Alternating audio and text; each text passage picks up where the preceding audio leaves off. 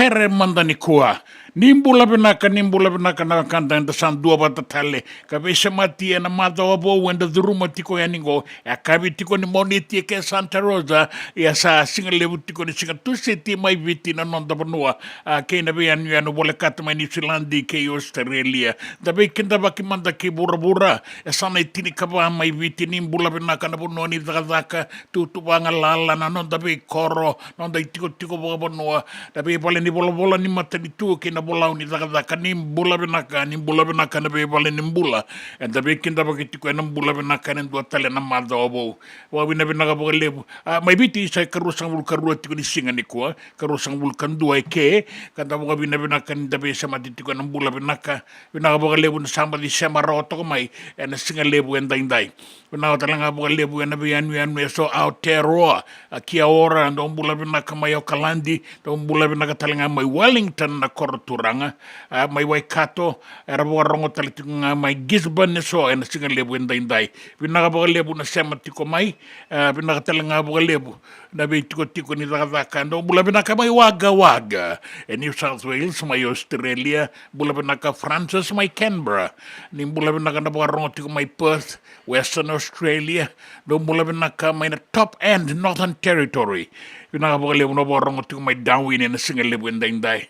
And I to masala nimbula benaka no bula benaka na kanda na borong to my in the Marshall Islands. Pinakabagalebu na sematiko my na single lebu nikua. Pinakabagalebu. Pinakabagalebu starang tapo kami na benaka. Dasotanga na bula benaka. Sabo kami na benaka. 2 tanya saumi. Pinakabagalebu star my Western Samoa. My pango.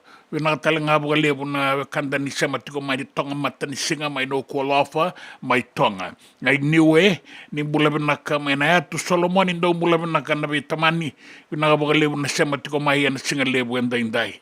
Dan 2 mandana wabo ki na nonda webo kang bulatakin tabi kinta bagitiko na singa lebu and inday. And nonda Vata in radio Bula Duavata San Francisco e Kauti Keda Vata mai.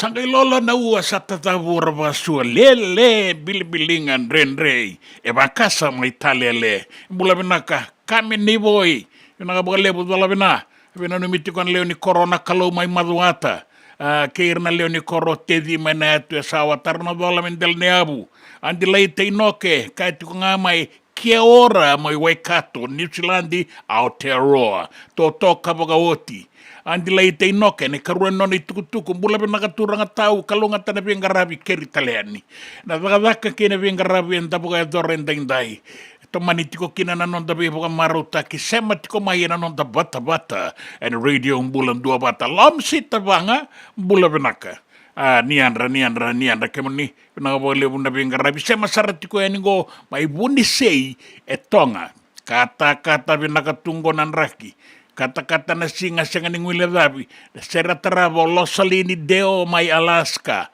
bagaya wasareni kina buali ku kei mereke roni ratabola nimbula benaka na wakangu rungu tunggonan raki na kortura ngai subasa jina to sobo malu ana kenang garabi na itabi ngonga na PWD walu bay roni ratabola binaka bagalebu ilai MT mate nimbula benaka yanu kereti ko ninde rawa ni na sema mai kanimarau ratu sema talitu nga maingo na maboa pubale nei maboa na makai nandio karlaini na keyo la sabati on Dilia o Cindy o Langi Abigail o naundi kata ki andi mere o Kalandi mai New Zealandi na lebu na sema mai en duana bisureti sa ka mataka maingo esa bebia singa lebu talenga Nambo Pine Station mai nanronga tukuni nga mai polei mai anda bosa ba nei mami na moi ramai viti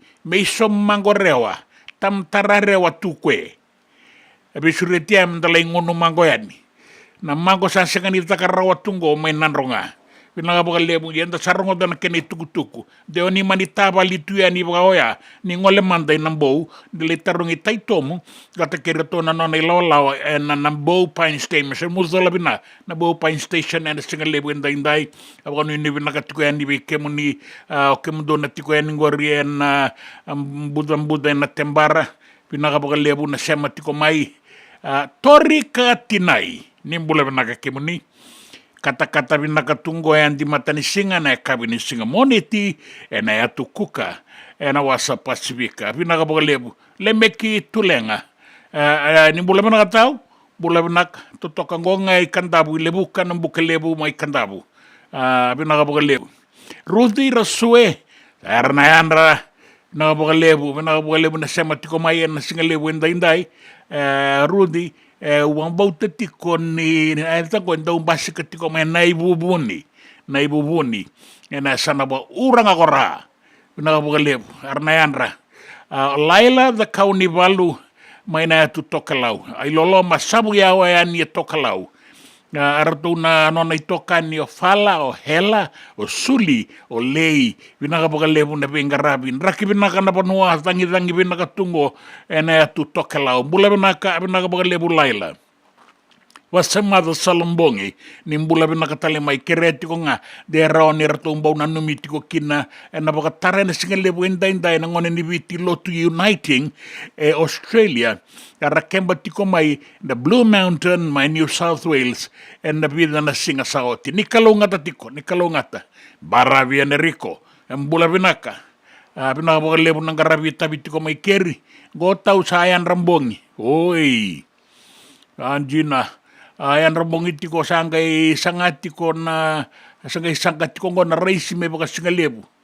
Gonga ya wakani sila kalabu sandi na muani kabakawa vinagapagalevu eneritawalo do mbula vinakadole vinama sekila da koida levu ni tambua bai nandela ni veinuku ngo en Q8 en tomba levu peresia to toka na bagarongo sere sa sibitoko ngo na rua na tini kalima na miniti en matakalailai ni Singatu City and then a sibiti ko ya en diwa na uai ya do mbula vinaka eneri kalunga tatiko na pingarabi ni kuana matakaliela ni tu City mai keri ena asa ni burongori sabu kan ni pinaka tiko ena pingarabi indai ke mami salo loma bukan bimbi tu ya ni kemuni kelerambale kia orana turanga matanggali bulan nakwa gonga ena ya tukuka vinagapagalevu ruana non dai bukan ni vinaka ngole tiko mena ya tukuka ena sigalevu indai torika tinai wata ke nawe kanda da sangai rongo do tia na nona tukutuku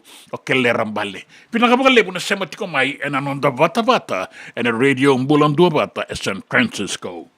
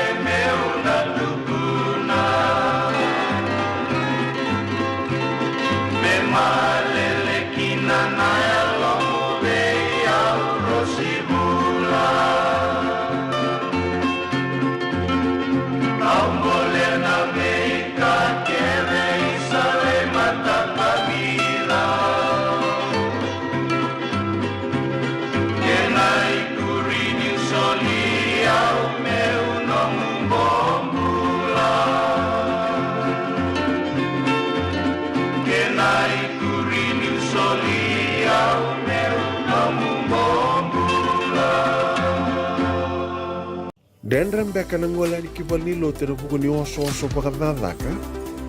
Sen drakin-drakitan beka na itos-tos nimbula. Kua ni lenga sinui gawa-gawa. Nana maki mai kina programo warotaki. Mai vera tau na New Methodist Christian Fellowship USA. Nongu chisu, nongu banua. Rungo vina bima manione na kabini buku lulu bei kemundo e California. Bima mani dua na singilewu ni lotu lewu bei kemundo e viti. And a radio Bula Duavata, San Francisco. Me Kauti, Keda, Vata mai. JJ's Food Shack. E tigo kena na kankana boga biti me bakana kokonda. Lobong benga ni ngai kani itu na bundi nan dalos e tapioca. Na kankana boga malangi me bakana steak baka eloka kena coleslaw. Wee! Na karitoa sa wadha badina na kani kana. Kaya tigo talaga na nono specials and lomo ni madawa. Daw tamba na Facebook. Na doi ni tiwa ya na bani manray pai kay na bunga tale. Gora na JJ's Food Shack.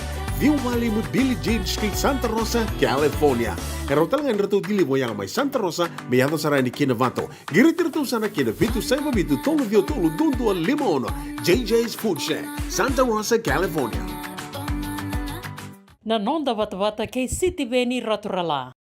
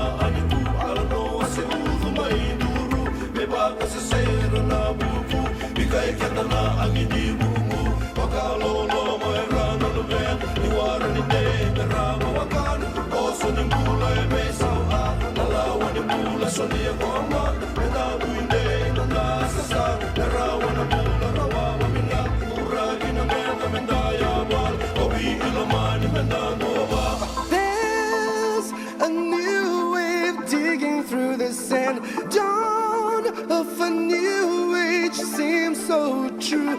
Groove into the rhythm of life. The leaves of the palm tree wither and die. Thorns of the roses stay strong. Grooving in the cradle of life. There's a new wave digging through the sand. Dawn of a new age seems so true. Groove into the rhythm of life.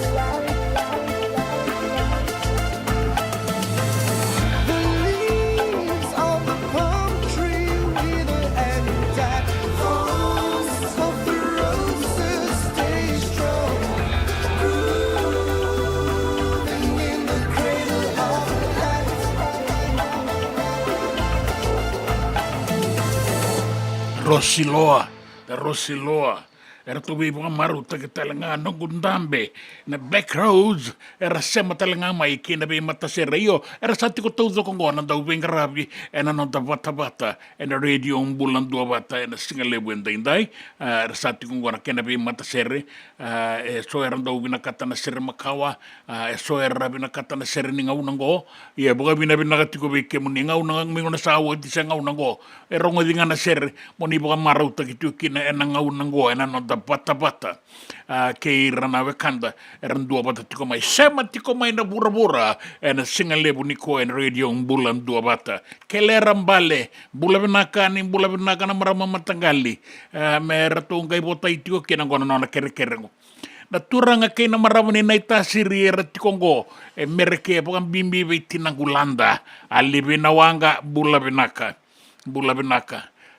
pilia membale na yada miau bula sia ngai matai lambasa ngai ngare rongorong rebi rongai na poindi na bisu ko karuan ni bisu reti ko sare rento na kana mago ti ko ngore mai biti miau bula sia mai matai lambasa na poindi miau mai uno mako na bagal le busara bilia me rongo nga usabe bia la ko sarangani ke mo ndora katen ni sanu masala ko tingane kene bi bosaki ngai wako mai kesanga tuma misala ko ngai ni keri to seba langi dola bina sama tiko yani ngo yana ya tu sawa senga itei boka oti na ubi ngai bida tu yani na kena tambani tabioka bina boka lebe una itu rongo bina kan duondua me urongo ba nan duona singa en non ni boka ni binaka na itu ni tei me boka langa ungani non da toso kena non da Vata in radio Bula Duavata keleram bale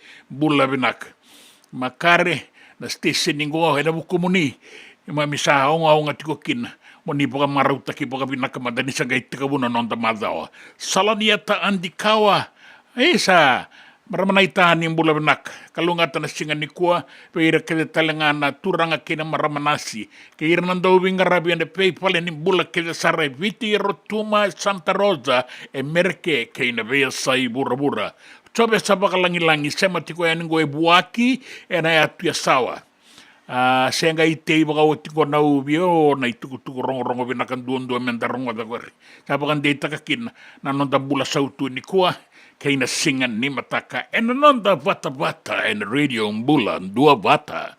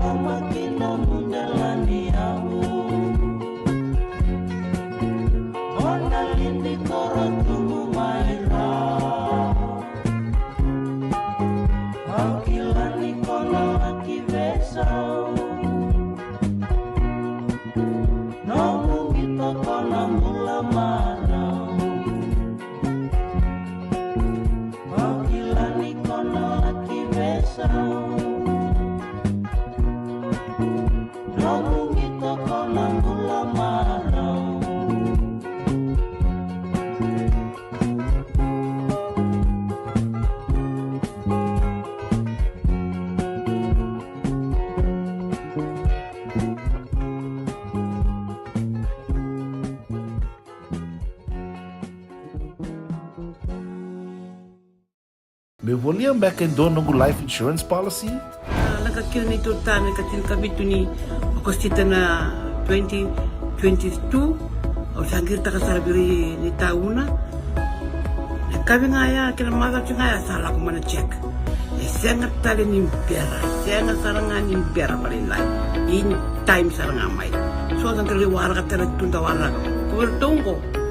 O saya lo dengo pamilaka. Iyo, o ya sarangana buna, e rau sara, sa tiko na pepa se senga. Bula vinaka se tobi mate. Kambani duan nga kana soma mena claim na lom ni rosa nga bulu kavana ua keada na lenga, nisa e mbaki roa tina policy.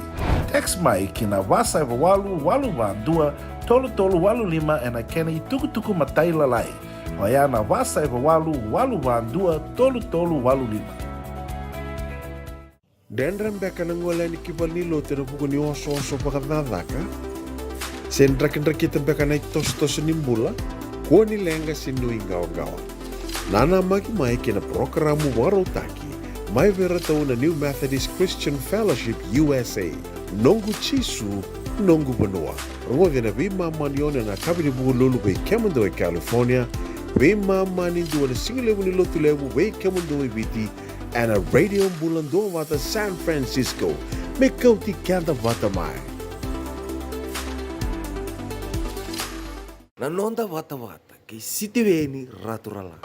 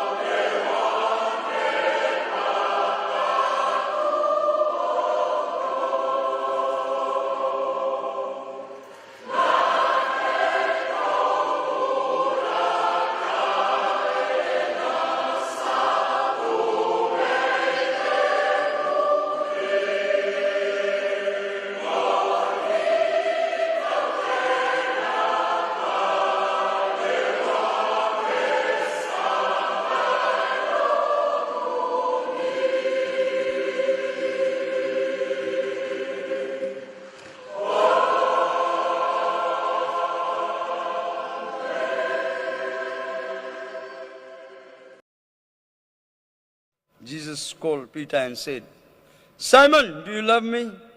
Simon, do you love me? 3 times he asked. He never called Peter, he called Simon. He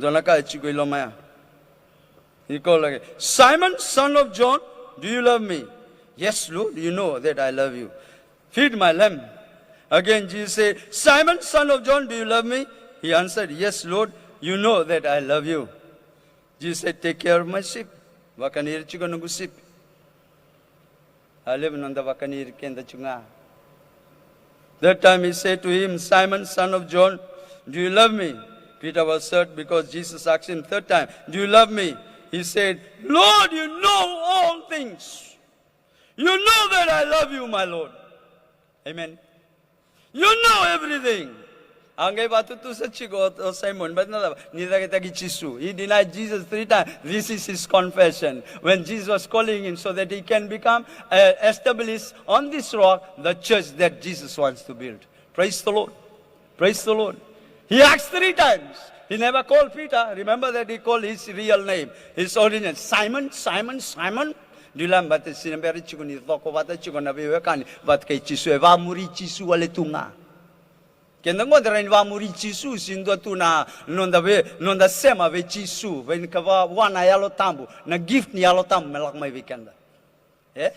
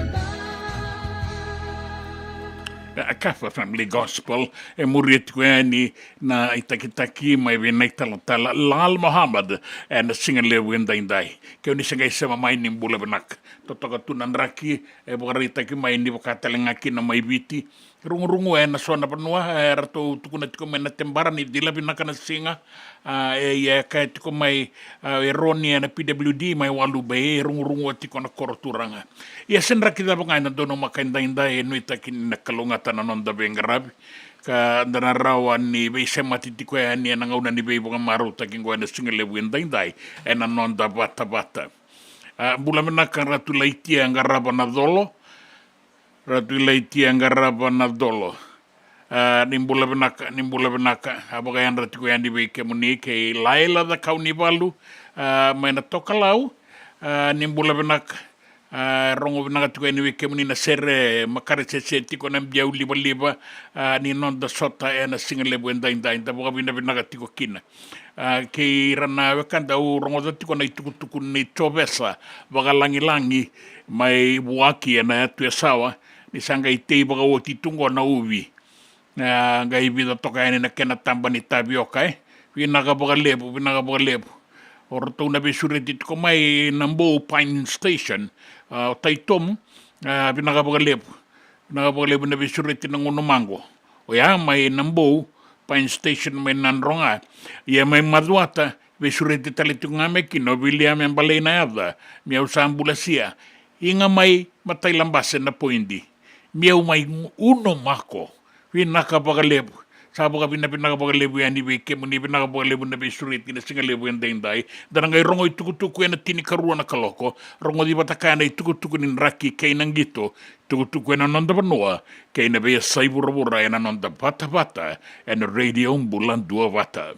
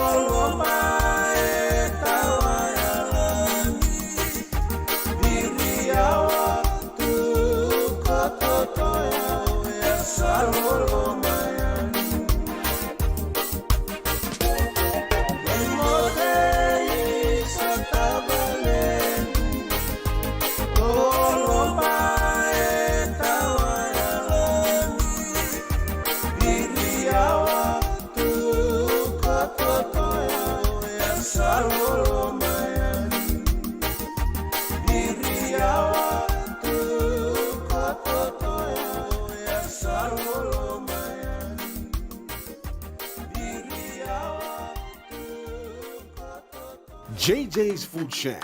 E tiku kena na kakana boka biti me bakana kokonda. Lobo benga ni ngai kani doitu na bundi na ndalo se tabioka. Na kakana boka malangi me bakana steak boka eloka kena coleslaw. Wee! Na kari toa sa wadha badina na kani kana. Kaya tiku talangana no to specials and lomo ni madawa. Dau tamba na Facebook. Na doi ni tiwa ya na bani mandrai pai ke na bunga tale. Gore na JJ's Food Shack. Viu Valley mo Billy Jean Street, Santa Rosa, California. Pero talagang rito dili mo yang may Santa Rosa, may ato sarani kina Vato. Girit-rito sana kina Vitu Saiba Vitu Tolo Vio Tolo Dundo Limono. JJ's Food Shack, Santa Rosa, California. Me voliam back in doon ng life insurance policy? Nagkakira nito tayo, nagkatil kami ito ni Agostita na 2022. O sangir ta kasarabiri ni tauna. Kami ngaya kila mara ngaya salah ko mana check. Sengat tali ni pera, sengat sarangan ni pera palilai. In time sarangan mai. So ang kaliwara ka tala tunda wala. Ko tungko. Au saya lo bengo kamu bilang. Iyo, o yasar nga na buna, raw sara, sa tiko na pepa se senga, bula binaka se tobi mate, kambani duan nga kana soma mena claim na lom ni rosa nga bulu kavana ua keada na lenga, nisa yang baki rowo tina policy. Text mai kina wasa eva walu van dua, tolu walu lima ena kena tuku matai lalai. O ya na wasa eva walu van dua, tolu walu lima. Nanonda Vata ke City Veni Raturala.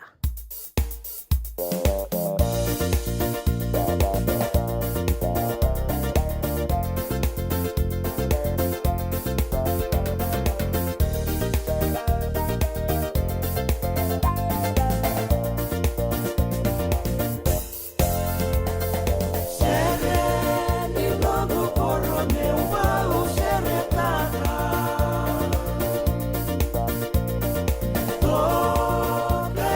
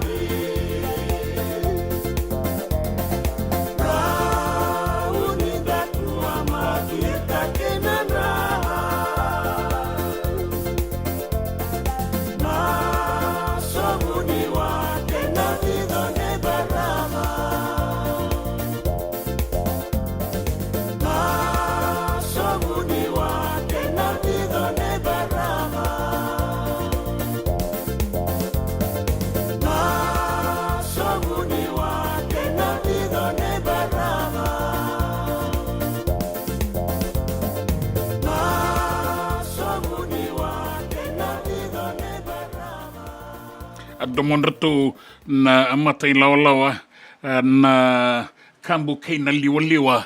Aloma ni wano mai na itasiri ratu talano takano na tu koro mai na bure. Bula vinaka na aloma ni wano e viti e kemoni na kanda na wakarongo tiko mai wasatang roti na itukutuku ni wano ni vinaka vera na turanga ke na maramani na itasiri e ratungo e na wano e merke e nangarabi tabi. Tau mula vinaka akesa kuru matalamba pinaka lebu na besureti kina ngunuti na koronobu house emba na itiko ni matani tu kina bebole ni bola retiko kina ni sambo bota italenga na singa lebu endai tuku na nonda banua na be sai burabura na tini karua na nonda bata na radio Bula Duavata.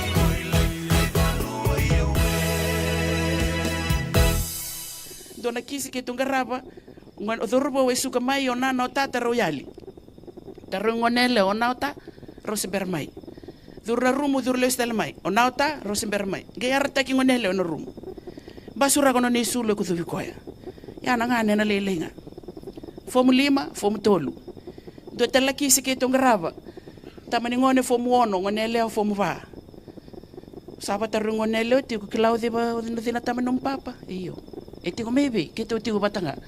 Ono no moya unde ndua maybe a father or uncle or grandfather.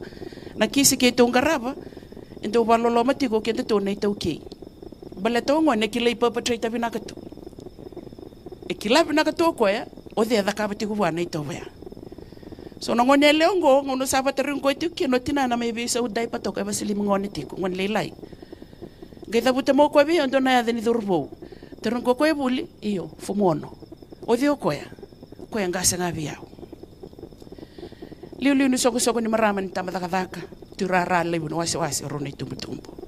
Sa senga saranga ngone vale. Rosati ko to robo linga ya te ke bu mai bakadaba. Taro ya ubi kila mai bera wa te ke bu manda mai bakadaba. Just your sibling. Ya te ke bu nga mai na yalo rusa rabata. Boli kende ti ko yan rabo na kaya sa rabo ngone.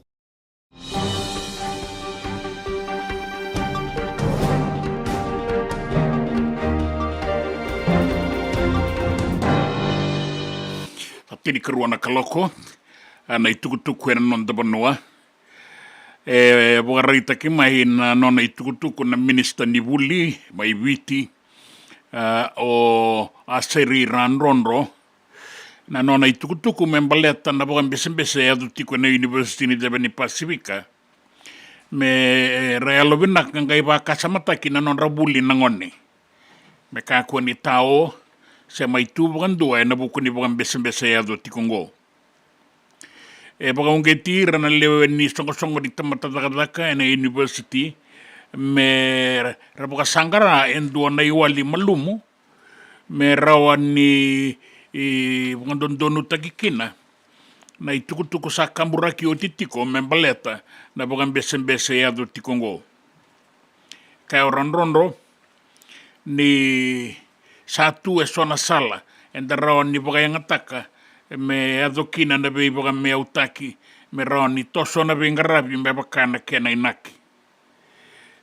Ka orang rondo ni sa bukan de takatiko ni sa do batikongo ne katulu ni singa sa o tie tulu ni singa na bukan bese-bese na University ni Devani Pasifika kandondonu me sa rokobi mandangana non ratulewa na special council na matambose dake ni university lewe na talitiku nga na matambose ya na nonda matani tuebiti bukarita koran ronro ni sa dua toka na inui na nonda panua na buku ni bengarabi ke na bukatora dake takini Vuli na Pasifika kana numa ni rere kena una mera na numa na wailesilesi ni songo-songo ni tamatataka ni rawa ni tao e bungan na bengarabi ke baka ito sotiko nga na bungan bese-bese baka ungetira mera toso ni kina tepeli ni beitalanoa ni beibosaki mera baka sangaraki na naiwali ni lenga koto na University ni Devani Pasifika baka rita katalinga na minister ni sarere kena ngau nango me rasa boy buka me auta kikina me toso na taka ka toso talengana non Vuli nangone rangarabitiko na University ni Devani Pasifika tumbudake na walu na pasende na mbasulawa mbaletira nangone katumbudake na tinikalima na pasende na mbasulawa ado na nonda loma ni beivale.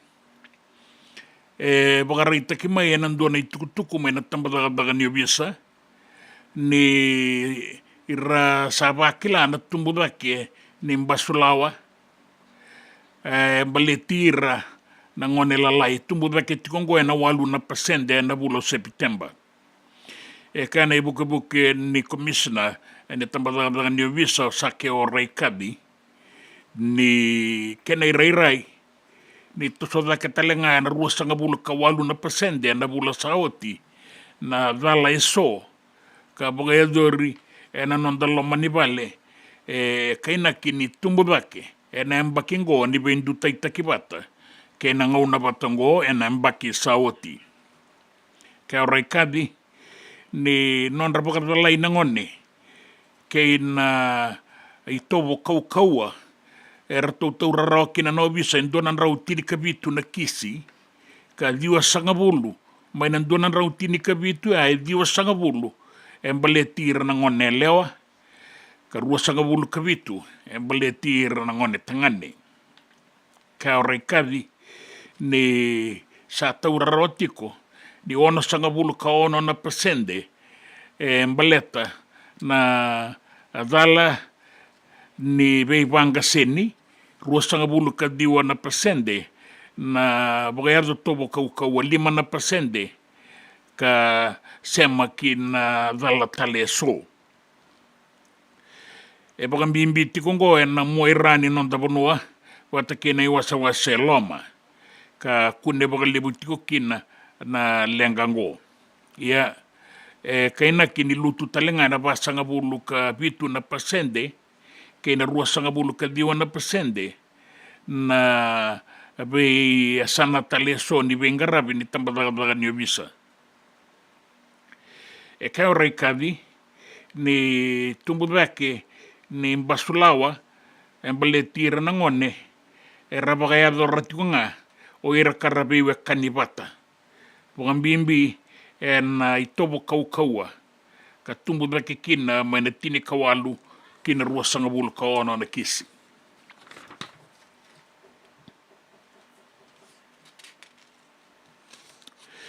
sa bagandita kini sanga itumbuda ke tikonga na bagadada ke na ibalu ni kandibuka ke na manu ni kau may na sa bagara rongo di tikonga na ken na tataranan non bagadada may nandi wata ke lautoka ya sayado ya ni kimba kiraki kitabua chandewa saramay nakasi kaya do saraki lambasa gona itukutuku bagarita kana ibuke ni minister ni marama ke irana ngone o kakina ng Bula Raramba o sashikiran o kaya ka liutagatiko na bugandindike na tambanago saya doya ni kibonwa lebu na manu ni kau ke na kandibuka may lautoka sa tiko sa redake na bagadada era bagador na manu ni kau may nandi baka talenga kina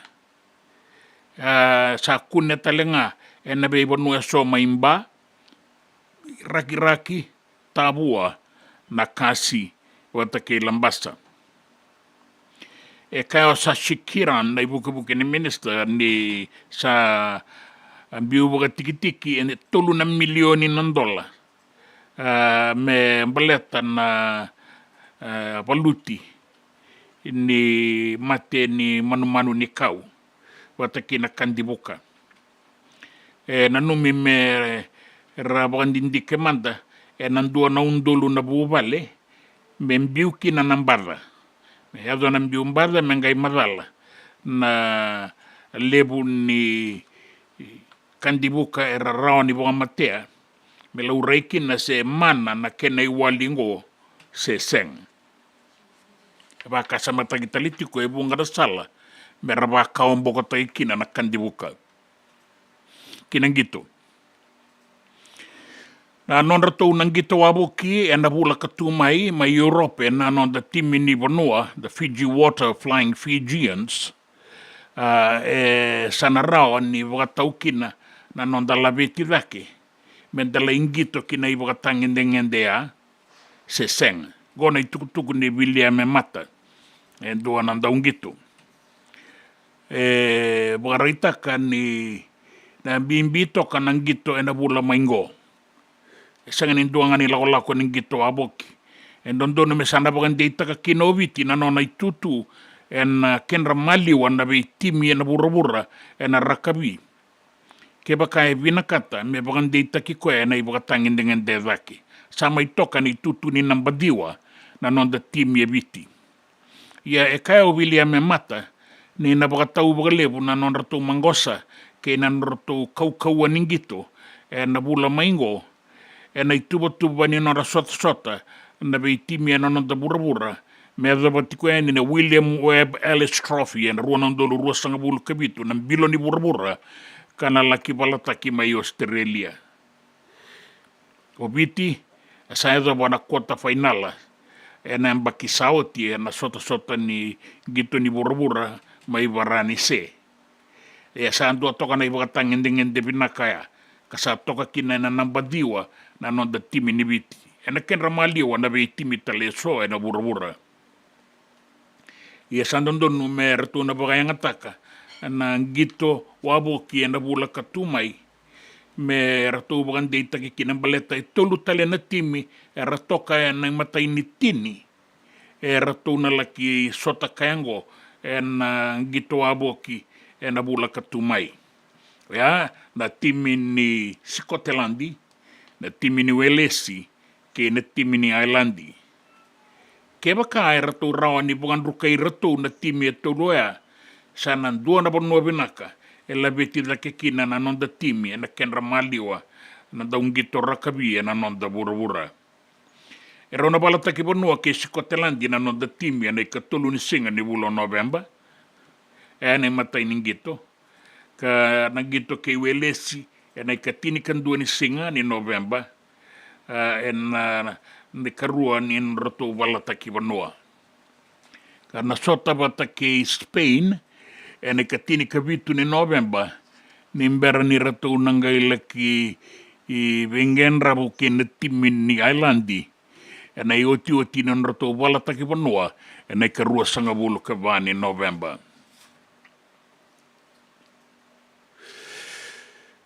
e kaya o tui kamida na kabetani ni nonda timi ni Vodafone Fiji Bati na nonda tau mainruka na madao saoti wa na PNG Kumuls anga merto sa ngule daberto sa bakana mateni kina sota taraba erto sa merto kino da komandanga baka malu na nonda sa mainruka na nonda rara na nonda timi ya merto sa Zabu ikalawa ni kene karua ni wabo kini sota ni Pacific Rugby League Bowl Championship kana baga eldori ya suba kara una sota kina bata kina timin ni Cook Islands na I2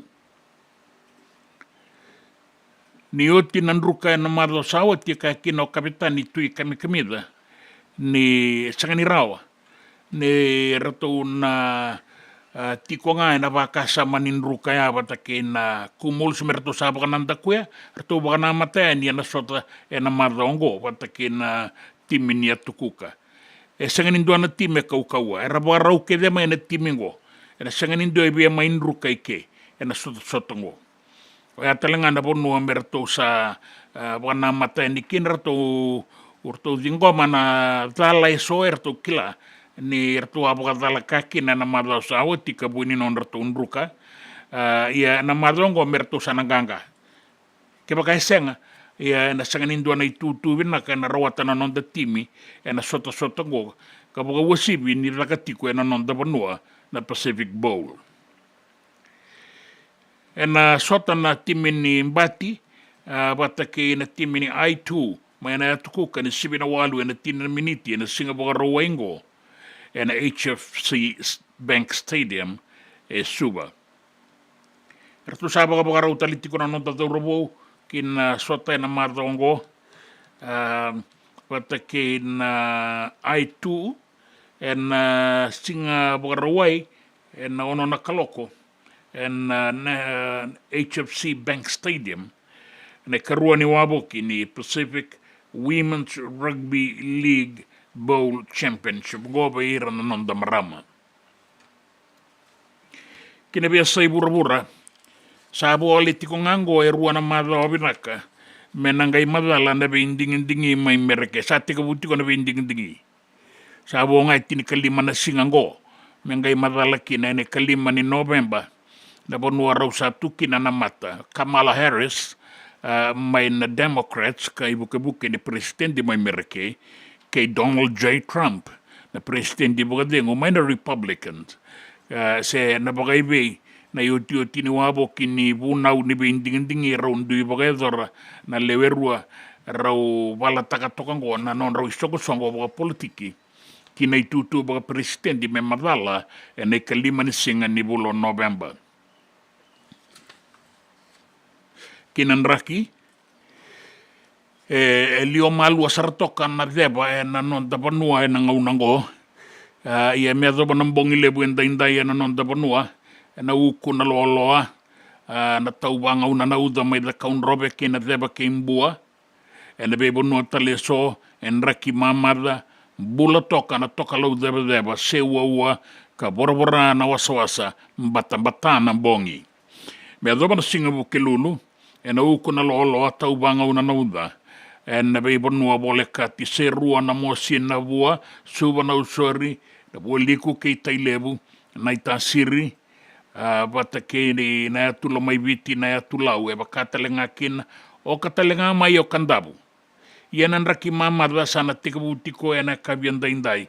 Mela kia doba e ni na bongi, na roni tau banga una na uda, e na sona banua kuru na banua, ia ena numitiko ni nangai tau na uda ena kabi ka mbula toka nga na toka lau deba se ua ka bora na wasa. Sai kongore na itukutuku ni nraki, na itukutuku ena nonda banua na bia sai burubura ke na itukutuku ni ngito. Na nonda Vata, kei City Veni Raturla. Tao kilang in sa vanua.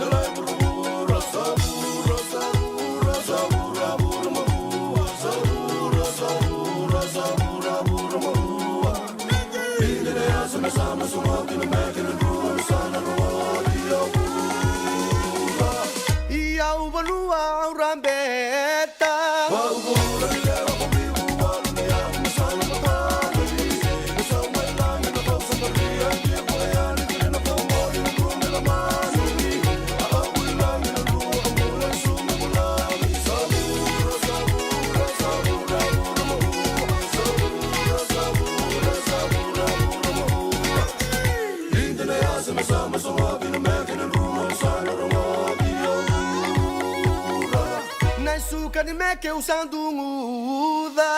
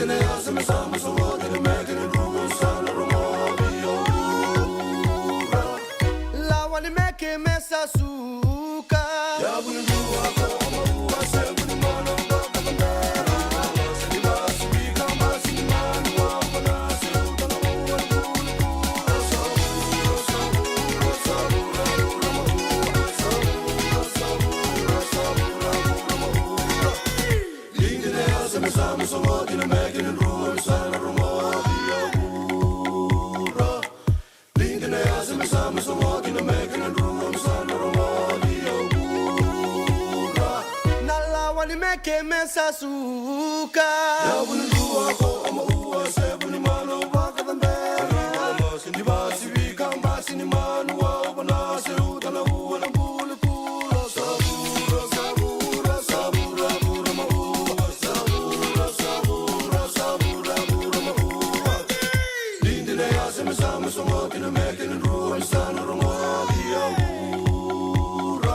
Isso que me que usando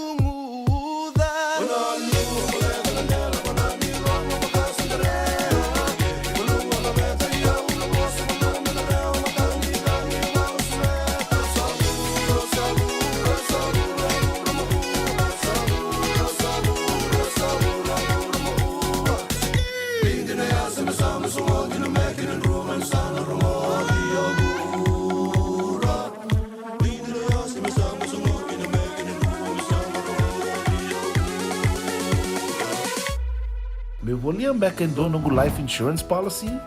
Laka kira ni tūtane ka tini kabitu ni okostita na 2022 o sangir taka sarabiri ni tauna.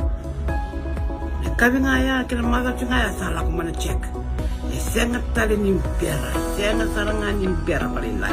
In time saranga mai. So sangir liwara ka tera tunda wala. Kuwer tongo. O sahara ko dengo kamu binaksa. Iyo. O yasar ngana buna, e rau sara, sa tiko na pepa se senga, bula vinaka se tobi mate, kambani duandua nga kana soma mena claim na lom ni rosa nga bulu kavana ua keada na lenga, nisa e ambaki roa tina policy. Text mai kina wasa eva walu van dua, tolu walu lima e na kena i tuku matai lalai. o ia na wasa e walu walu wandua tolu tolu walu lima. Dendram beka na ngola ni kibalilo te rupuko ni oso pakadadaka. Sen drakin-drakita beka na itos-tos ni Bula, kuo ni lenga sinu ingaw-gawa. Nana maki mai kina programu warotaki, mai vera tau na New Methodist Christian Fellowship USA, nongu chisu, nongu banua. Rongo na vima manione na kabini buku lulu bei kemando e California, vima mani dua na singilewu ni lotu lewu bei kemando e viti, and a radio Bula Duavata San Francisco, me Kauti Keda Vata mai. Nanonda Vata kei Fijian Radio Station.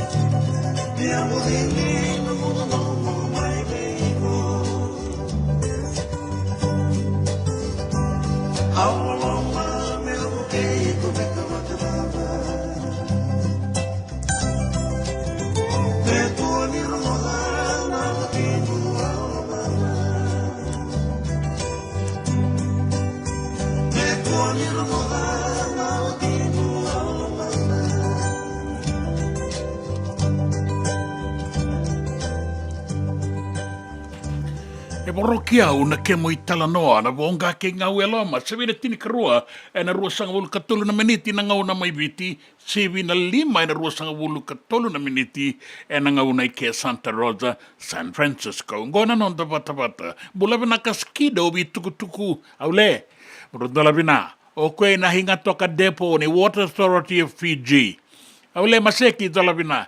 Kai tiko mai nawe kandango mai nandronga. Nraki vina haratsunga oke. Vina vale bunjina. Lasaro sangana vere tama. Na langi hotel e nandi. Bula vinaka vi Rudi ke Lasaro sangana vere. Bula matagali ani bula vinaka. Simi roko visi simi. Na vale. Duana kere-kere ko ela tiko mai.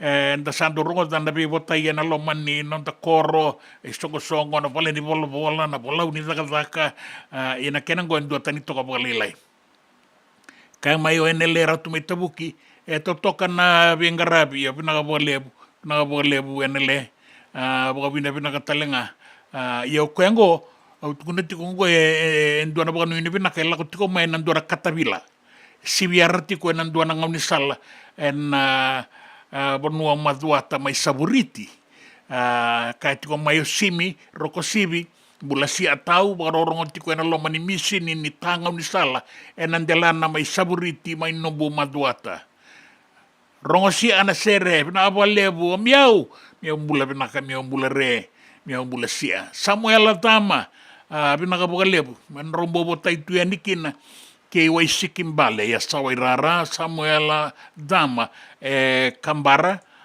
binaka boga lebu coating pali lebu nga ke robo rongo tiko yani kinango malo binaka boga lebu Dama binaka boga lebu binaka na meke ia binaka boga lebu wai sikimbale moro dola binaka boga lebu na sa sema tiko mai na singa lebu indai pe bola uni taka na pale ni bola ni onga tiko bekan raki binaka tuna non bono mai viti ia binaka boga lebu sawa tina boga roni tangi sawa ti telengana boga roni wasa na kena bora sa lutu boga binaka saratok nganan raki ka marabuto ka kina na wasa na singa lebu indai na nanda Vata and radio Bula Duavata.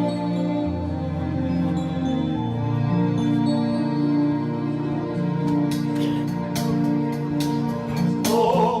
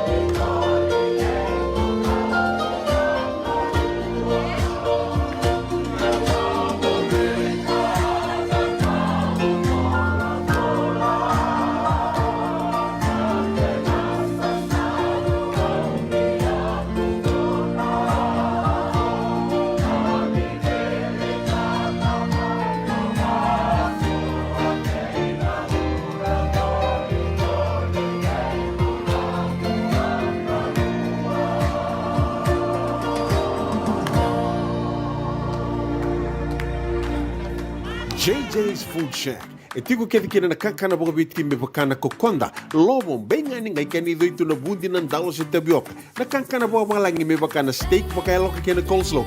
Woo-wee! Na kari toa sa wadha badina na keni kanakana.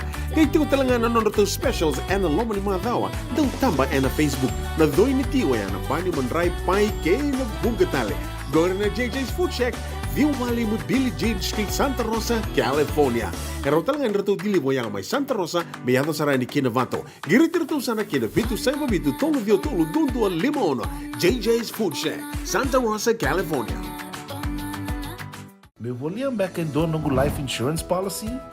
Nagkakil nito tayo, kasi kabito ni Agostita na 2022. O sangir ta kasarabiri ni tauna.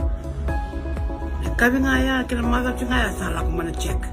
Sengat tali ni pera, sengat sarangan ni pera palinlay. In time sarangan may. So, ang kaliwara ka talagang tundawara. Kuwertong ko. O saya lo wag dengo, kami binaksa. Iyo, o yasar nga na buna, raw sara, sa tiko na pepa se senga.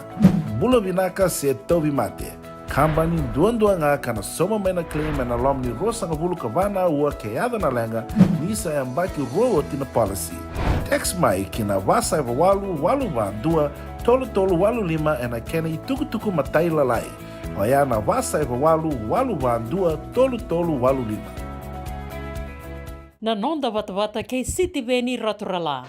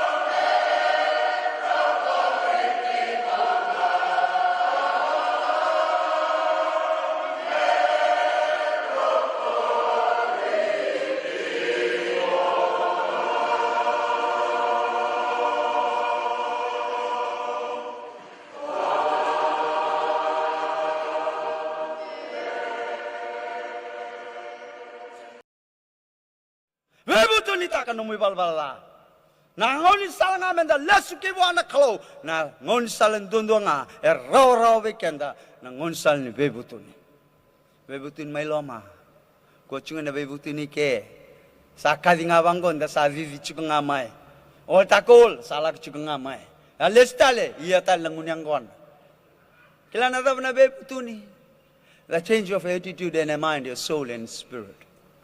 If that is not change, my friend, no repentance will come. No regret is there. Praise the Lord. Amen. If you regret, that is repentance, means you regret of your sin. Change your attitude. Besauta ka na mo lang gori.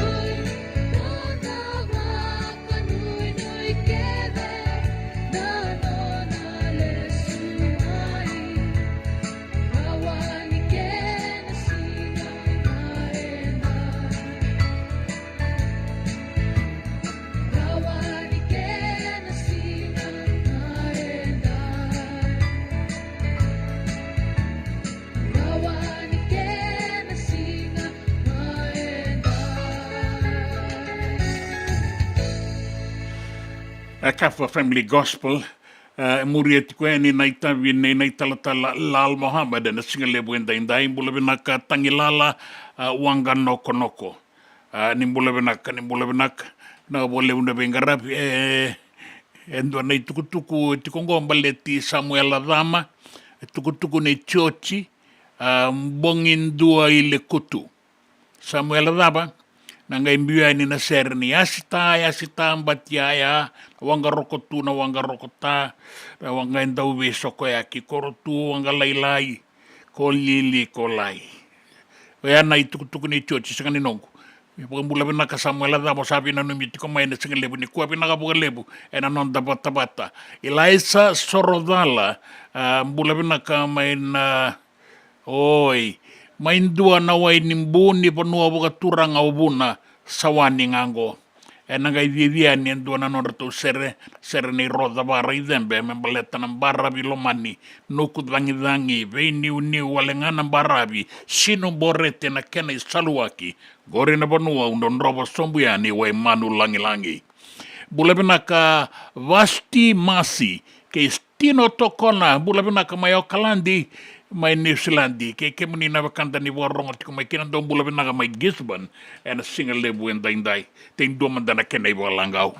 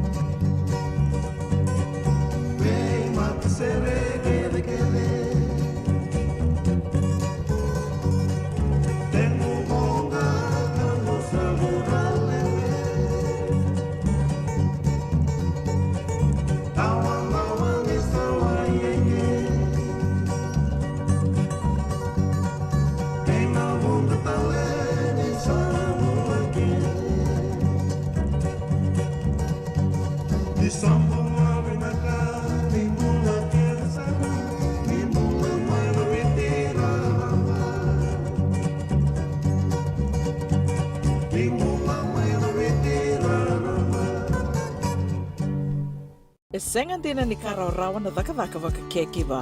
Ia endona kainda wipu ke kawaka mamanta takatuna bengarabi. O ya ketuna kenda tu kakana. Na ika, na dalo, na bisikete, na reo bata, na sunbells e tinimbulu makau. We kenda tu na senga tiku nindraiva, se senga ni waka motoka, kanda u dren-dren na tu beto seaki. Erto satu wakarau na Divine Pacific Food Mart, mai Sacramento, merto talaveani na nung ni boli-boli. Rawa-rawa sara. We tartarngayani na taliboni diwan dua ono toluwa diwa ono saibarua merto bakarotaka katalada may nanong ni boli-boli ena kenagona totolo tua. Divine Pacific Food Mart, Vitorua Diwawalu Franklin Boulevard, Sacramento, California. Number di taliboni diwan dua ono toluwa diwa ono saibarua. Erto ngarap talangan kenalay waka sumburi ani nanong yaya may nanonro to stoa kinanomu mati ni katumba. Dendram beka nangola ni kibalilo tero buku ni oso pakadadaka. Sendra-kendra kita beka naik tos nimbula, kuani lenga sinui gawa-gawa. Nana mai kina programu warotaki, mai vera tau na New Methodist Christian Fellowship USA, nongu chisu, nongu benua. Ruwa gana bima manione na kabini buku lulu bei kemendo e California, bima mani dua na singilewu ni lotu lewu bei kemendo e biti, and a radio Bula Duavata San Francisco, me Kauti Keda Vata mai.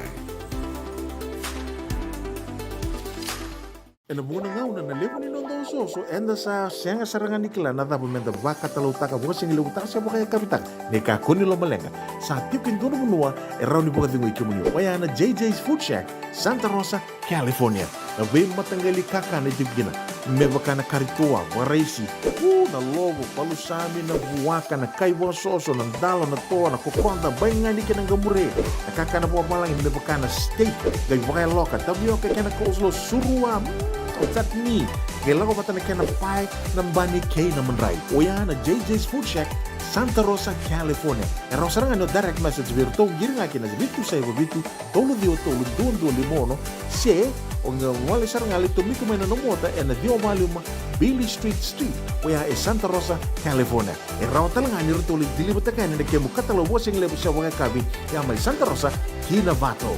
JJ's Food Shack, Santa Rosa, California. Binakabakalevo ng daw siya matikumay. Binakabakalevo ng daw aseti ko na Bula Duavata na Radio Bula Duavata, San Francisco, may Kauti Keda Vatamay. And the sabo wala kasar niya daw yan inawalu sa ngubulo ng dolo na kende wili-wili ni matabu vale na Radio Bula Duavata. Iya, ay wili-wili lilisar may pagkatuto batataki kina kende wili-wili ng 182K Enovea sa Iburabura. Doon na like, doon na share, subscribe talaga Mike na Radio Bula Duavata and na YouTube. Radio Bula Duavata, San Francisco, may Kauti Keda Vatamay.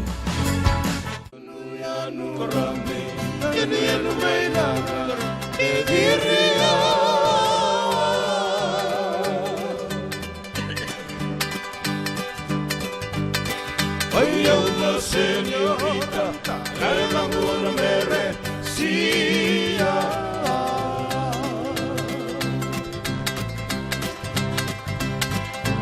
Kanu rami, kanu may langaran, diriya.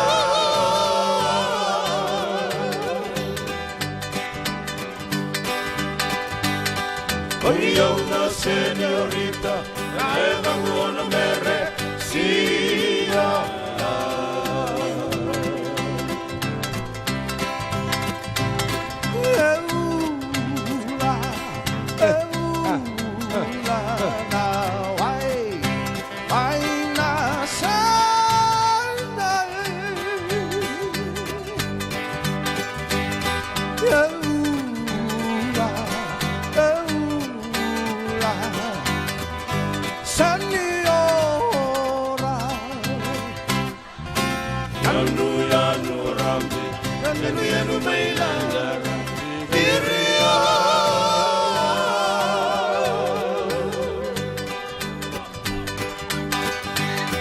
Ayaw na senyorita, kailangan na mere siya.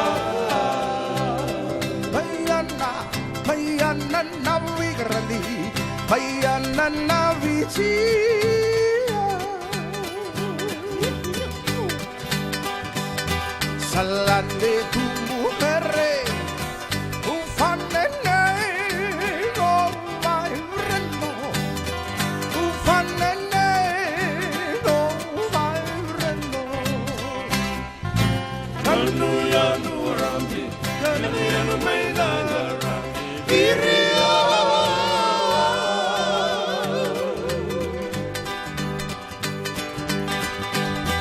Ayaw na senyorita, kailangan na mere siya. Ipunga kayo ng bukalo, sari makawaya, yan gorandi diriyawa. Abi nakapagalebu laisa sorodala. Nakapagalebu na semati kumain na Vata, laisa sorodala. Rombula maleka. Wele, nabi suretingo, pagkadiri lola manoy. Maindo na way nimbu ni pano turang au na sawani ngango. Oh, boso mo na kangu. To sang nubo to kamandanga may keri. Si Robi to kamay sanangori. Enangay durian niendo na kenay bukalangau. Ere way ningolo. Bunisue, dolabina bunisue. Sa dolabina. May malakati na yatu sawa. Pinakapagalebu, nandu pagalebu. Pinakapagalebu mayawini kabwa.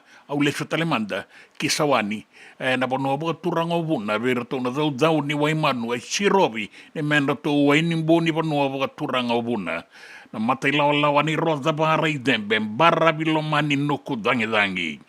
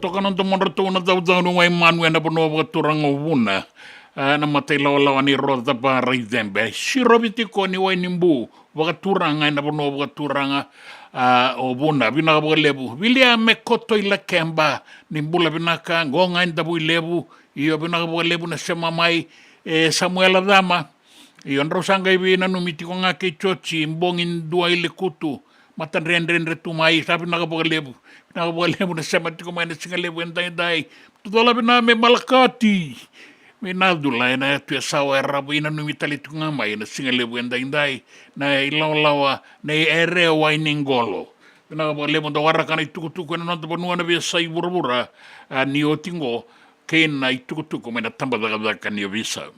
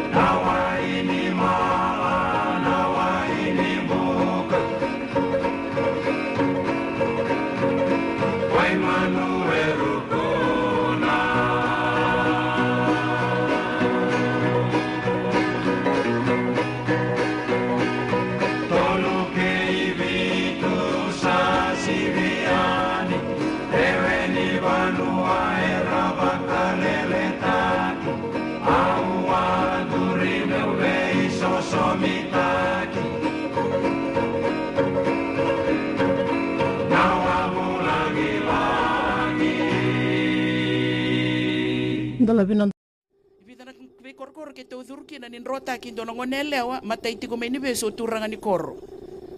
Dona koro ke tu la koba ya wasara ke tu le bondo bilbil le bondo osi. Kito saya de na korea turani ni kilana ngonelengo. Ka ko yo sa ruongo na madha wane to songo bi ko iti ko na va ma madha. Okay, bangarama dona mose matai saranga ni beso turani. Na itabi na ituranga ni koro ko na mate ni tu me kila vida na mata bo so bu mai bona wanga. Do ko ni ngoro ya na make na rei ni ngonelewa. Mondo kila e amba ki vida. Ke baka me baka ndua batata ka ulilu ni abusa na itala o gase ni buli merangole na ken le dhaka na ken le bulumbulu taki. Se lagi tataunaki ve ndona maram ni lau sa tigo rawike nge basumbur me ndona ngonelo ni lau sa le wilo ko erusema.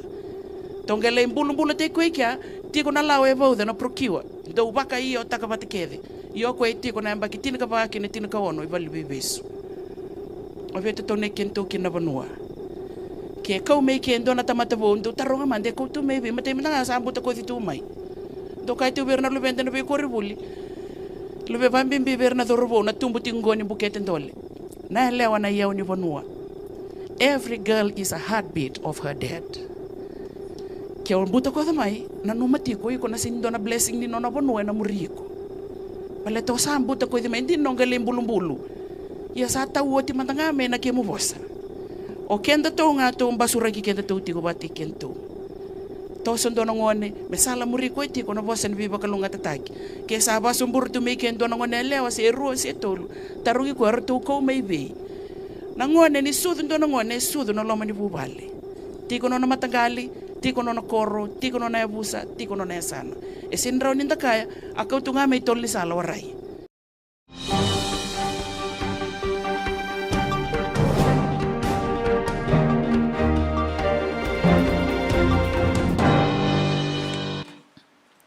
Na itukutuku na nonda banua, samdua na kaloko.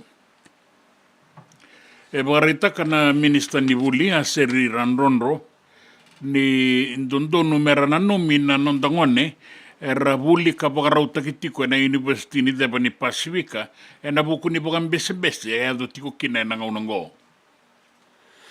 Kaya ranronro me bangarai buka totolo na iwali ni ndu-ndu bakasama e koto kina ambaleta na nonra Buli na ngone kambimbi toka.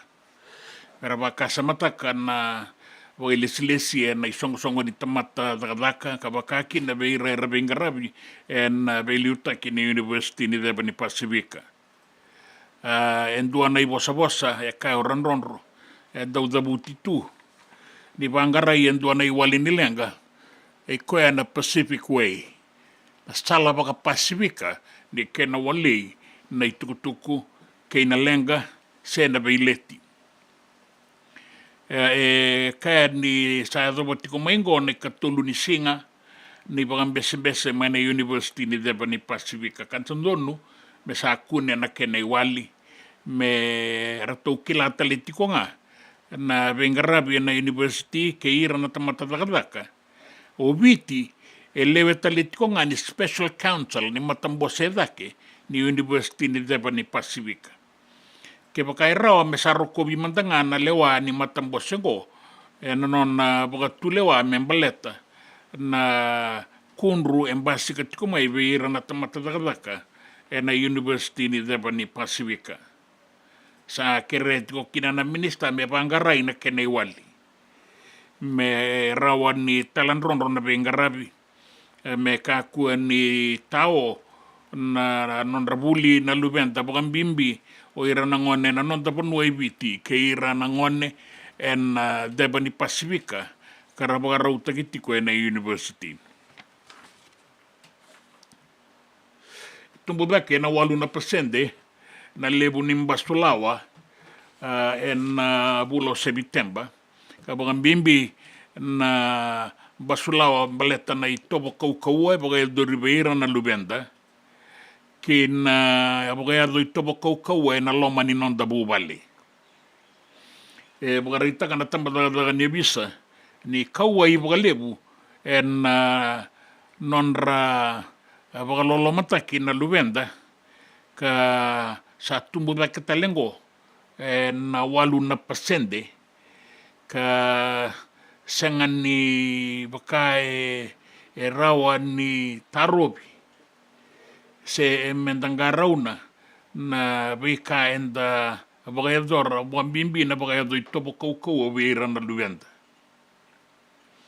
tumbu bakengo na rua sanga bula kawalu na pasende ni boindu taitaki Vata ke na ngona batango e na mbaki saoti kaina ki ni sa tumbu baketiko na basulawa ka rasa wakalolo makina na luvenda taraira tiko wakalebu na rebu ni basulawa ke na itobo kaua rua sanga bulu ka diwa na pasende mbaleta na wakayado itobo kaua ke na bebe baka mabuataki 5 na pasende mbaleta na basulawa tale so ya elebu tiko nga na basulawa wakayado rimembaletira na luvenda Enduana rautini kabitu tau doko na kisi embaletira, mas enduana rautini kabitu ko, viwa sanga bulu, embaleta na non rapakalolo mataki na ngone leo. Ka rua sanga bulu kabitu na presente, embaletira na ngone tangani. Kainakan na ebuke ni commissioner, o sake o raikadi, ni wasawase nara ni nonda banua ke ni wasawase loma mbau lutu sombu bagalailai na basulawa ia bagarai takatiko ni lebu tiko na rakadaka ni wei bagalolo mataki wei rana luvenda radaka batiko nga na wekan raboleka non ritumbu bagadambe na bungonra sona tabalendra ki na sota le na biwe kaniboleka era bagayado itobo kau tiko bira na luvenda bagaita ko rekadi ni nambasulawa kene bugarau kau embaletira na ngone non donu me da sabe ibuke me taro bi embaleta ni satumbu baketiko ngana kene tukutuku era sa ngai bagalebuti ko nga na kandibuka bata ke na manu ni kau mai lautoka kasandeo ya ni kinandi omba o raki o tabua na kasi bata ke lambasta gona itukutuku ne sashi kiran maramango liutakatiko na matavingarabi membaleta na pagkatata sa naibalu ni kandibuka batake na manu ni kau. Ibuke taliti nga ni minista ni Bula Raramba ke Rana Marama. Pagkarita ka ni na kandibuka ke na manu ni kau eratikongo era lakosara may bagaya o may esia.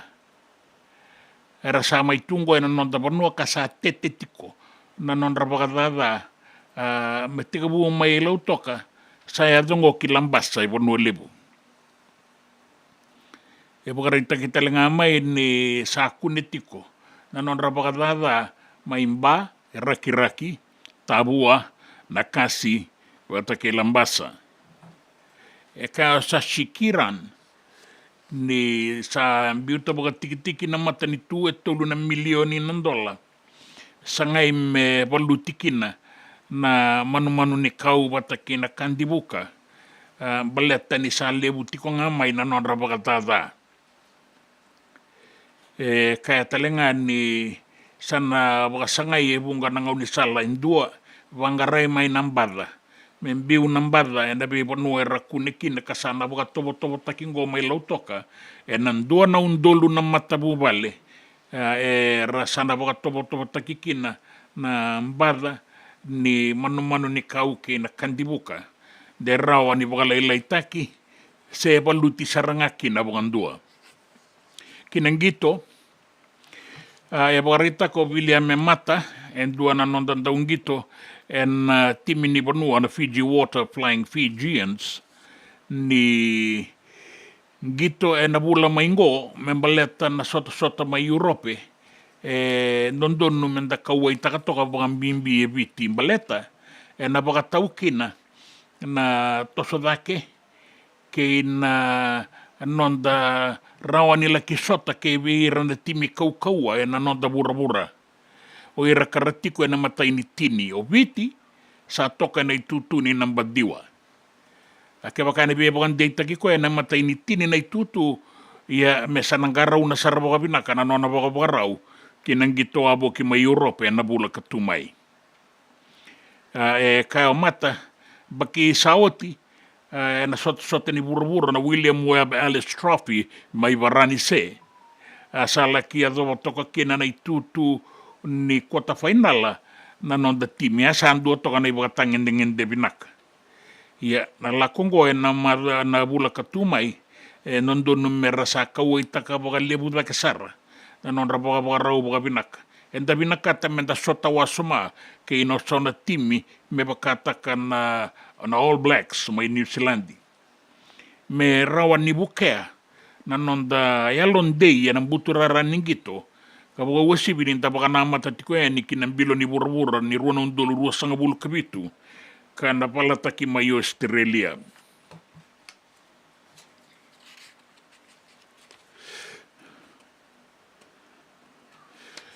E duana walubu eado e nambongi mai Mexico pakatata sara pakalepu. Pakatata sara pakalepu. Rau matikine rau lewe rua. Kara lewen rau pakan rau.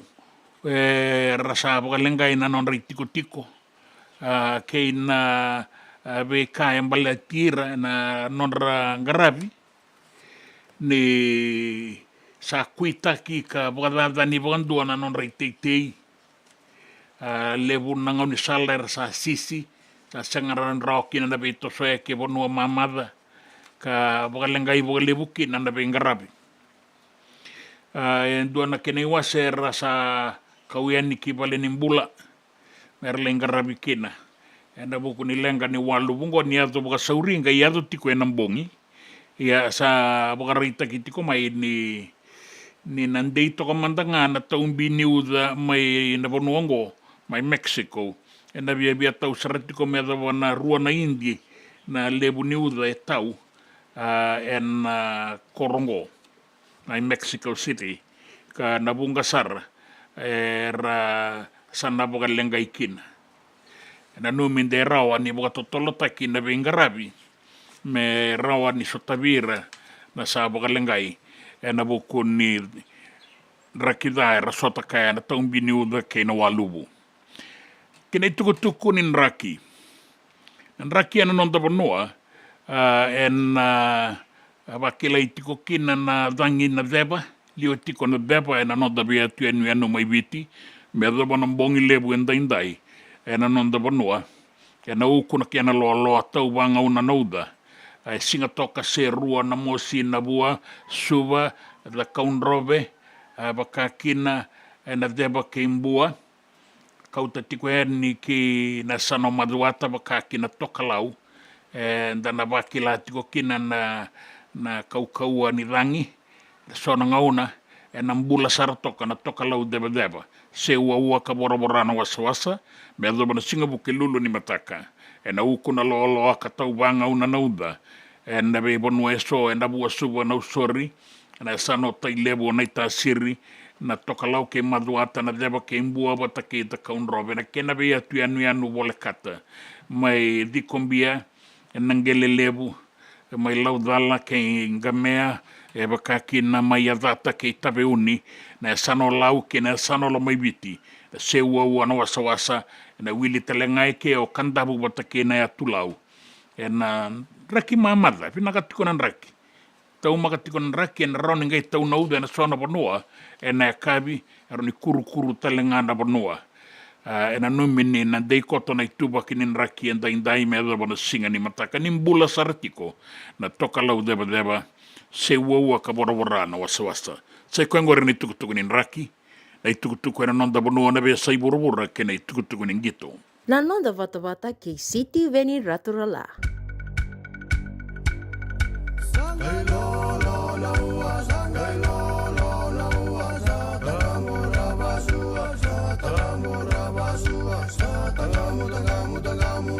Tandola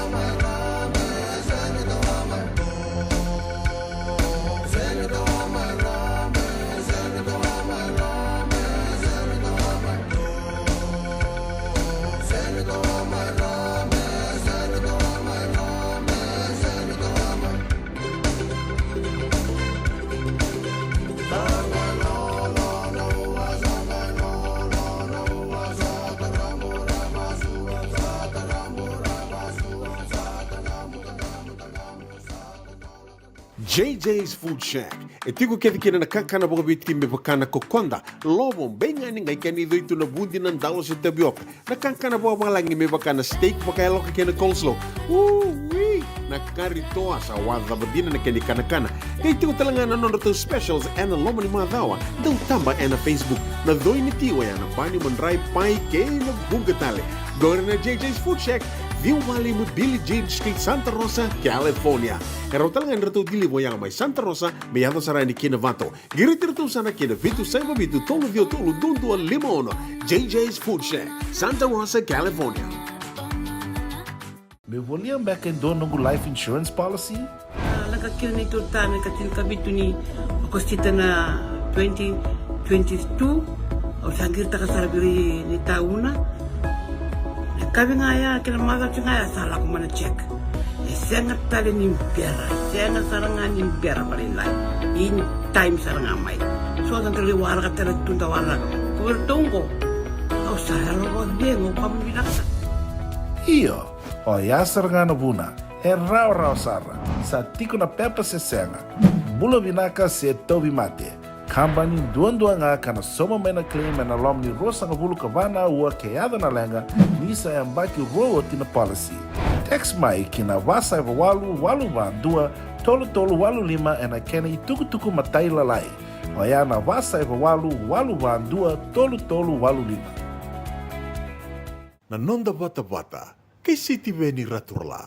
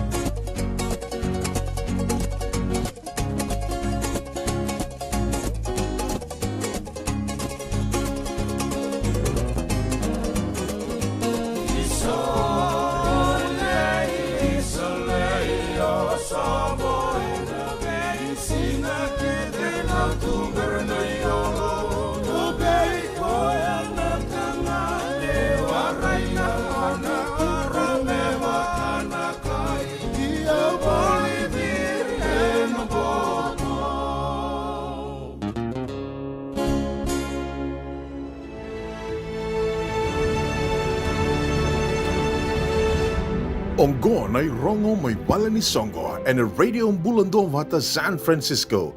Me Kauti Keda Vata mai. Besure tiraramba kin Fiji Runway Resort Gala and Singapore Rawai na okotova na ikarua sangabulu kaono ni singa. Na banu ine vinaka ni raunia ni aza maikina. Teka buna songo na 5 laki dhaba na tinikandua na kabitiko ni Singapore Rawai and Bredori and Caneros Resort and Spa and Basa Iba Bawalu Sonoma Highway Napa. Na iduruduru endonan rau Basagabulu Kali Manandolan Dua. Ya tolu na itamba Iba Kabi. And Bagarau Tagikina Waimbuta ni Sambutu etiko ekea. En dua talangana wa ningunu wale mandanga moni boga malekata na songo. Na ado tiko kina na boga reita ki sulu. Ka rato na tiko enikina na kenandau. Rato na veitoko ni enikina. Na wasa ni tandra wata keina lolani e boutique. Ka raula ko eni e viti. E na be boga maruta ki tiko kina. Dua na kenandau o prima navia o nina gale saravani na veito koni tiko kina na tourism Fiji keina radio Bula Duavata me nangai rawan ni wasabuya ni sutala na ikurni tukutuku se oni taromai na taliboningo vitu saiba vitu diwa walundua tolu rua vitu. Se, and a mona liba, and a website www.fijirunway.com. Pagori na bisureti, and nonda valeni songo, and a single wenda indai. Na nonda Vata ke City Veni Raturala.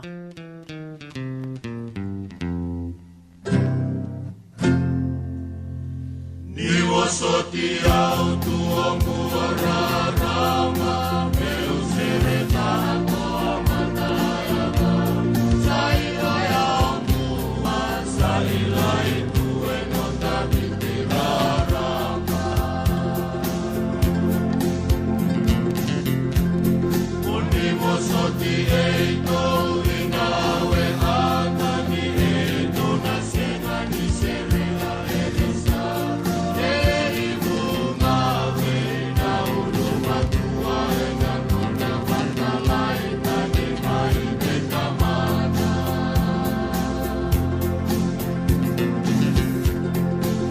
Thank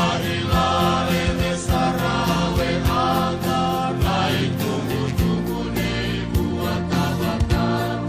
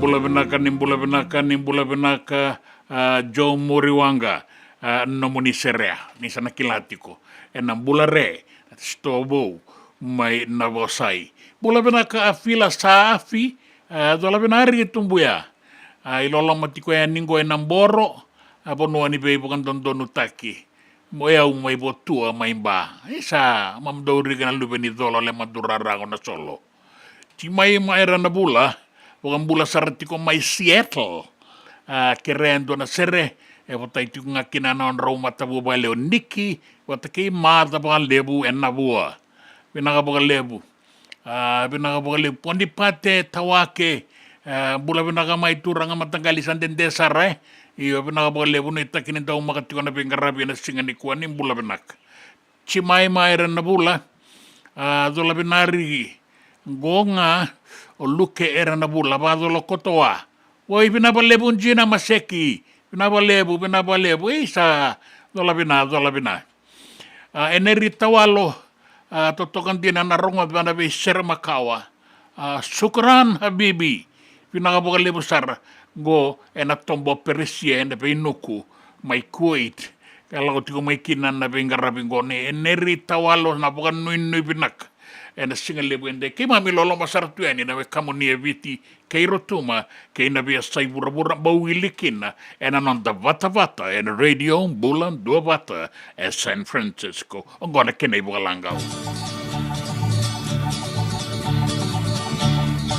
Isa balang mai nano buseretale eu bagromoli nando momuni wakanana tu nanu marawali kami tu Kauti Kauti lesu weke muni meu borro na domo muni nanangu marawe muni tu oya weke muni tata dragola mana tale koya meu mau ya betale kena salah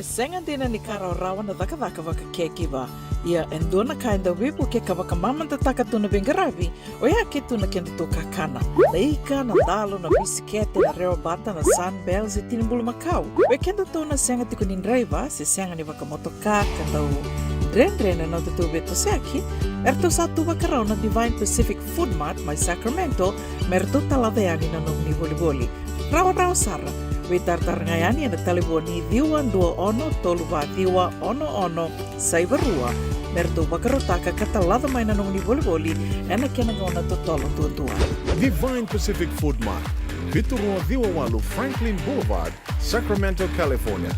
Namba di telefoni Diwan Dua Ono Toluwa Diwa Ono Saibarua. Erto ngarap talangan ni kena lewang sumburi ani nanomu yaya. Mai na nondor to stoa kena nomu mate ni katumba. Dendram beka nangola ni kibalilo tero buku ni oso pakadadaka. Sendrakin kita beka na tos nimbula. Kuani lenga sinui gawa. Nana magi mai kena programu warotaki. Mai vera tau na New Methodist Christian Fellowship USA. Nongu chisu, nongu banoa. Rongo vena bima manione na kabini buku lulu be kemundo e California. Bima mani dua na singlewu ni lotu lewu be kemundo e viti. and a Radio Bula Duavata San Francisco. Me Kauti Keda Vata mai. E na muna ngau na lewa ni nondo so enda sa senga sarangan nikila na dapat menda baka talau taka buka sing lewa taka sa baka kapitang ne ka kuni lo malenga sa tipin dono munua e rau ni buka tingo ikimuni waya na JJ's Food Shack Santa Rosa, California na wei matangali kaka na tipgina me baka na karitua waraisi na lobo palusami na buwaka na kaiwa soso na dalo na toa na kokonda bainga ni kinang gamure na kaka na buwa malang me baka na steak gai baka loka tabioka kena coleslaw surua Otat ni, kailangan ko na kena pie ng bani kay na manray. O yan na JJ's Food Shack, Santa Rosa, California. E raw sarang ano direct message virto, giri nga kina bitu sa iba bitu, tolo dio tolo duon limono, se, o nga wali sarang ali tumiko may nanomota, e na dio maluma, Billy Street, o yan e Santa Rosa, California. E raw talang ani rito ulit dilibatakan na kemo katalawo sing lebo sa mga kabi, yan may Santa Rosa, Kinavato. JJ's Food Shack, Santa Rosa, California. Na nonda Vata kei City Veni Raturala.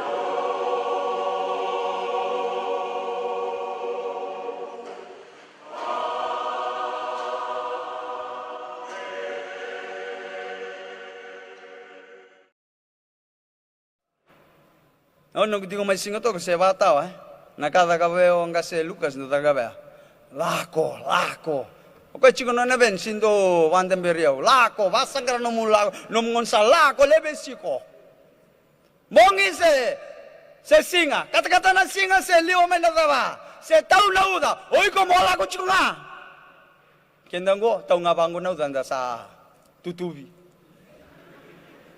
Na tutubi ngai solinga ngonum retirement. Kuaro tamanda na tutubi. Praise the Lord. Ya. Zakaba na inaki ni kalau.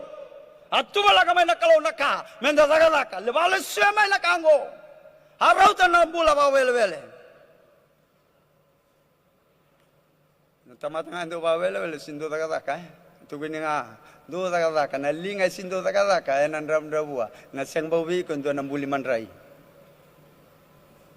Na panikia kemanda ni sinrawi ko. Kito may law, kito kilachungan na pankeke. Naka.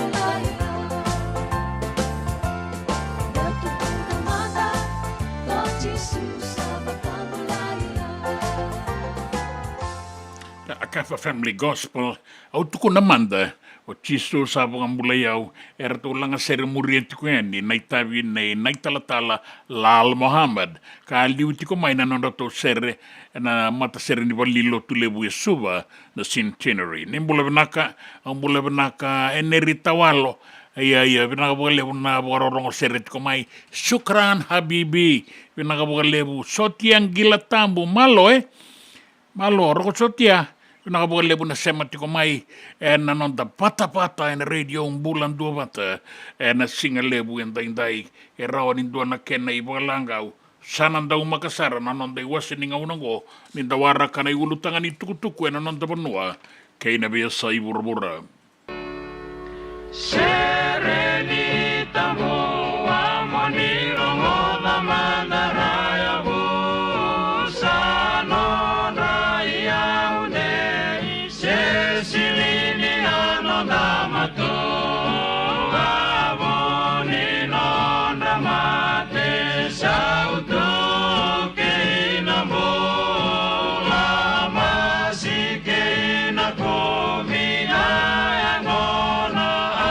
Karu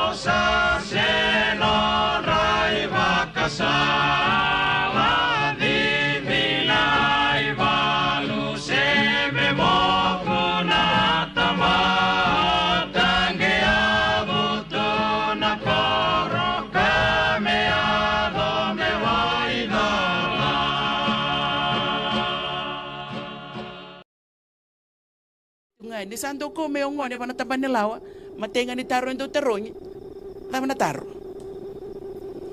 kei vei kia ko na makete ko itu ngamai sando tu kunia ni ngoni rewa gai reider to na sano la o merto ngata me kia iona kai mburin basanga raba ka duwa ulukete na mandua beto na kentu kino rewa ena marui rewa nga kai to me subo nombongi sengai o tinon to mbos ni sana subo ke lele butungo na kabula bula io de marui te na kabula bula kai subo nga kai rewa nga boleh kento tigo ni kuwa kento to sarui maro roya na da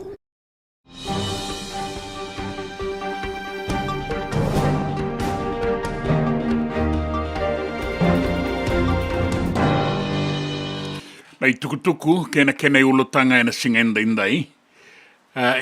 Soli bakasala tiko na minister ni Buli. Membaletan na bukang besi-besi yado tiko en University ni Deba ni Pasifika. Weirau na isongo-songo ni tamata taka-taka. Kakaya merana numi na ngonde Buli era bakarauta tiko na University ni Deba. Keba kai rawa mera bakaliu di manda ke na inaki ni nonratiko na korni Buli ngo. Bukarita ka na minista sa singa tolungo na bakang bese-bese. Sandon-dono menta sa bakarorongo manda ngay na matambo se viliuta ki Kornibuli, the special counsel.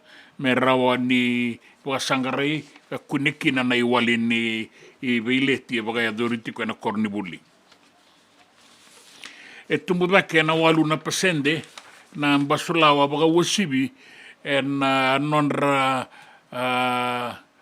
kawaitaki na lubenda na ibagarau kaukaua ka bagaritaki mai ni tumbudake talenga na basulawa kambaleta na nondabe matabu bale bagaya do itobo kaukaua bataki na bagadola sau ra bagaya do reso na nondabe matabu bale tukutukungo bagaritaki mai na tambada bagani visa be buke ni commissioner sakeo raikadi dona tukutuku bukarita kitiko maingo ni sanga itoro da kitiko ngana bukarata ni kandibuka ke na manu ni kau mai na moirani nonda banua ya sa tete tiko mai me rombota na nonda biti teke bu mai lautoka o nandi o ba o rakiraki o tabua o nakasi wata ke lambasa tukutuku ngo bukarita kitiko mai na buke ni minister ni Marama ke nangone na nonda banua ka liu takatalitiko nga na matambose engaraba na bakadada ni manu ni kau na nonda banua o Sashi Kiran. Kina itukutuku ningito bakarita katiko mai na nonda timi ni banua na Fiji Water Flying Fijians bimbisar na nonda bakarau membaleta nangito mai Europe na bula katuma na bula November baleta indala isota kina tolu na timi era tautiko na matai ni tini na ituba ni timi ua sibin dondua na bura ya welesi o Scottlandi wataki Islandi dondone mengara una sara bina COVID tobolea mena sanga takana no nengo melakinganga be rotu na timi baleta me bagan data ki ko talanga obiti ni satiko na matai ni tini na timi ua sibin dondua na Pasifika. Mai New Mexico, na biasa ibura-bura, rasa tiki na irua, ka rasa kaui pala nimbula iso, rasa pakalengay kinaindua na wili-wili ni lewe ni panua, na buku ni walu bulebu, kataraba sauri, na panuango, na loma ni bida na singa saoti. Gayado tiko na walu bungo ke na kui, na loma ni bongi kan renre sarakina na bebueti. Atoso tiko nga, na baka-rau, kina beinding-dingi, ni sabo itini kalima na singa, may mabalakina, o de sana taura na itutu baka presidente may merke. O Kamala Harris, may na Democrats, kaya kay buka-buka tiko ni presidente na ngaunango, o Donald J. Trump, o kaya ka matataka tiko may na Republicans sa rau veito soya ki tikongo e na ioti o tini wabo ki ni non rau vunau e na vendingi kinan raki. E tuwa kinan raki e na non tapanua e na ngaunango me ata manambongi lebu endai e na liwa tiko na deba ka na se ua na wasa warawara e na sona ngauna ia e wakaritaki mai ni sabi abia andau makadak saan raki mamata tali tiko mai na non tapanua ndina nga ni uku na lolo e rao ni mimiri na udu e na sona panua mai singa toka se rua na mosi na bua suba Kauti ni kina sano tailebu kina sano ra mai the kaunrobe na deba ke imbua na toka lau ke maduata kena be anu mai di kombia e nangel lebu ya Vata ke lau dala tabi uni e Vata ke na sano lau ke lo mai viti e na batambatan nambongi bula saratoka na toka lau deba na se ua ka bora na wasa e da tsenga ni vesta una tuwa kinin raki andai kina senga ni mataka sai koengori na tukutuku ni raki na tukutuku ena nonda banua na ulutanga ni tukutuku ena ve sai bora kena gito na nonda Vata ke City Veni Raturla.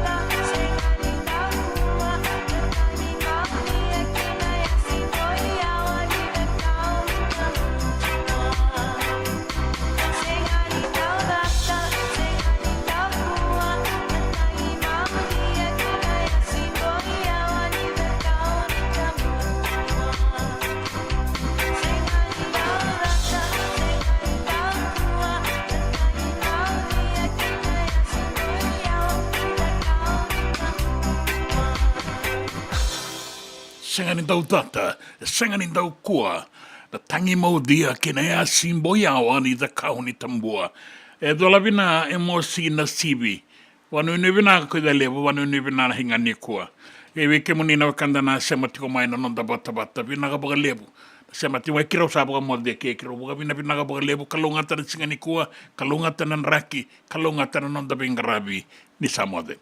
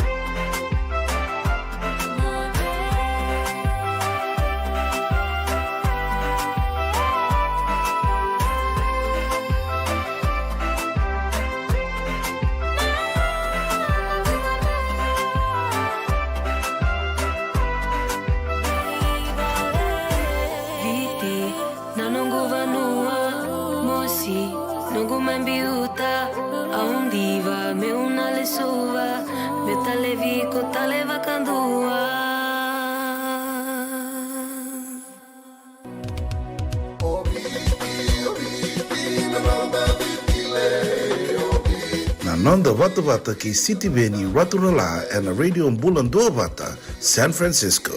Me Kochi Kenda Vatabai.